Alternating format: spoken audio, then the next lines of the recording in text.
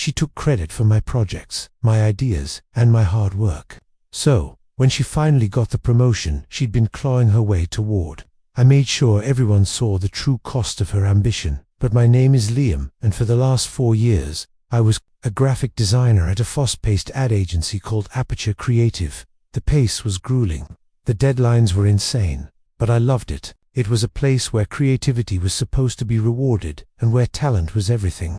I had my sights set on a senior designer role, and I was putting in the hours to get there. My biggest competitor, or so I thought, was my cubicle neighbor, a woman named Vanessa. Vanessa seemed like a friend at first. She was charming, witty, and always ready with a clever comment or a shared eye roll over a ridiculous client request. We'd grab coffee together, vent about the endless revisions, and even occasionally share ideas. I was a trusting fool who believed that in a cutthroat industry, I had found an ally. The first signs were subtle. I'd be working on a new campaign, concept, talking it through with her, and a few days later, she'd present a suspiciously similar idea in a team meeting, using my core concept but with a slightly different visual twist. I brushed it off. Great minds think alike, I told myself. But it escalated. I remember the Innovate campaign. It was my baby. I spent weeks of late nights and weekends developing a series of visually stunning, data-driven ads for our biggest client.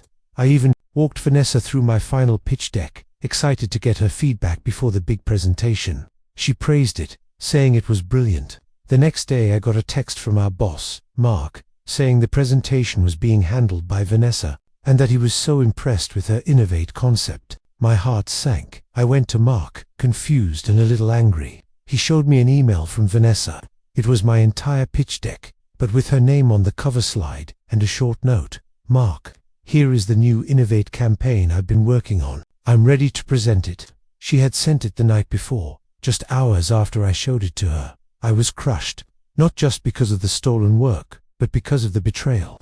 Vanessa sat across from me with a smug smile, pretending everything was normal. The Innovate campaign was a massive success, and she was lauded as a visionary. I was stuck on the less prestigious projects, my contributions minimized. Mark started seeing me as the second-rate talent, someone who needed constant supervision, while he lavished praise and prime assignments on Vanessa. The promotion I had worked so hard for was now a distant dream. Vanessa was a shoo-in.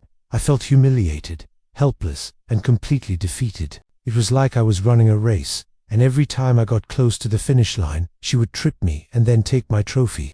I wanted to quit, to walk away and never look back, but something stopped me. A different feeling was growing, a colder, more calculated one. I couldn't let her get away with this. Not again. I spent my lunch breaks and late nights replaying every conversation, every shared idea, every stolen moment. That's when I had an epiphany. I realized her biggest strength was also her greatest weakness. She was a master of manipulation and taking credit, but she was lazy. She didn't actually do the work. I decided to stop trusting her. I became a master of misdirection.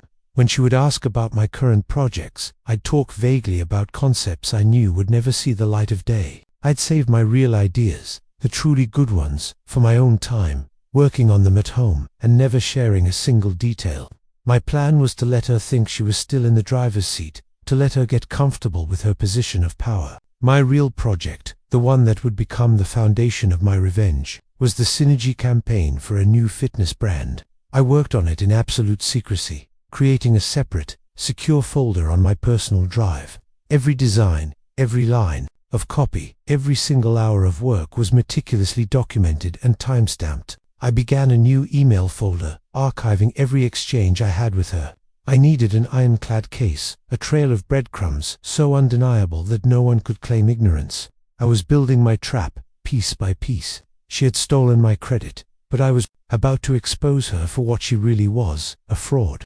The entire office, especially Mark, would see her for the deceiver she was. And the perfect opportunity was just around the corner. The annual Innovator of the Year award ceremony was being held next month, and she was the leading nominee. And that's when I heard the news. Something she did for a client was so impressive that she was going to be the main speaker at the yearly conference. I knew my revenge had to be public and undeniable. It had to be so grand that no one would ever forget what she did. And so I waited. I was silent. I just smiled and offered my congratulations as she gushed about her upcoming speech. I had everything I needed. The only thing left was to spring the trap. The day of the annual conference arrived, and the air was thick with anticipation. The company had rented a grand ballroom with a massive digital screen dominating the stage. This was Vanessa's moment. She was a vision in a sharp, elegant suit, her hair styled perfectly. Mark, our boss, introduced her with a smile that felt like a dagger to my heart, praising her creativity and leadership. I sat in the 5th row, a quiet observer among the hundreds of employees. In my pocket, a USB drive felt like a loaded weapon. My heart was pounding, but I was calm. This wasn't about rage anymore. This was about justice. She started her presentation, a flawless, confident delivery about the Innovate campaign. She walked through the slides, the exact ones I had designed, talking about my vision and my hard work.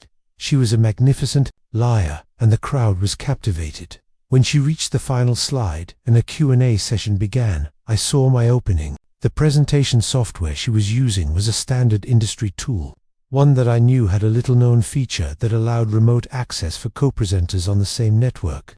I had prepared a simple script using the conference's open Wi-Fi. I connected to the main projector display. With a few swift keystrokes on my laptop, a new window popped up on the huge screen behind her, interrupting her final point. The screen flickered, and suddenly, a series of slides appeared, one after another. They weren't from her presentation. The first slide was an email with my name, Liam, as the sender, and Vanessa as the recipient, with the subject line, "Initial Thoughts for the Innovate campaign." It was dated months before her discovery. The next slide showed a screenshot of my design folder, time-stamped, with dozens of rough concepts and initial drafts. Then came the emails, a meticulously organized series of exchanges between me and her, where I'd shared my work for feedback, followed by her email to Mark, using my final pitch deck but with her name on it. The final slide simply showed a side-by-side comparison of my original designs and her final version. With the changes being so minimal, it was undeniable. The room went absolutely silent. The collective gasp was audible. All eyes were on the screen. Then on Vanessa, her poised smile evaporated, replaced by a look of sheer terror. Her face went ashen, and she stood frozen at the podium. Mark, our boss, was on his feet, his face a mask of confusion and anger. He looked from the screen to me, then back at Vanessa. I didn't say a word. I didn't need to. The proof was right there, live, for everyone to see. The silence was glorious. The applause that came moments later was not for her, but for the shocking revelation. The aftermath was swift and brutal for Vanessa. Security rushed the stage, not to protect her, but to shut down the projector. But the damage was done. The images had been captured by 100 phones. Mark, in a private meeting, didn't even ask for my side of the story. He just told me he was disappointed that I had created a public spectacle. He was trying to save face. Vanessa was fired the next day, not for stealing, but for violating company policy on intellectual property and professionalism. Her career in the industry was over. I didn't get the promotion. Mark said the incident had created too much bad blood, and a new senior designer was hired from outside the company.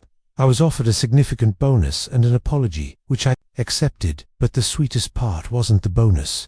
It was watching Vanessa lose everything she'd built on lies. Her network of professional connections, her reputation, her career. It all came crashing down in a single public moment. I eventually left Aperture Creative to start my own small studio, something I never would have had the courage to do before. And the new senior designer they hired at my old company, he was a close friend from a previous job. He saw my talent, saw the original designs that were stolen, and immediately began to send me freelance projects. My revenge wasn't just about what I took from Vanessa, it was about everything she lost, and everything I was free to finally become.